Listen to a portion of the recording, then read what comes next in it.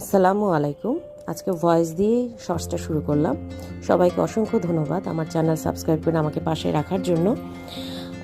আজকে দেশীয় সবজির তরকারির শর্টস নিয়ে আসলাম। এটা ছিল আলু পটল দিয়ে জাতীয় মাছ ইলিশের ঝোল, পাতলা ঝোল, যেটা আমরা সবাই খেতে খুব পছন্দ করি এবং এটা স্বাস্থ্যের জন্য ভালো যদি আপনি তেল এবং হালকা মশলা দিয়ে জিনিসটা সুন্দরভাবে প্রেজেন্ট করতে পারেন। হেলদি খাবার নিজের এবং পরিবারের জন্য তো অবশ্যই ভালো, আর সবজি লাভারদের জন্য আর ডায়েট সচেতন ব্যক্তির জন্য তো কথাই নেই।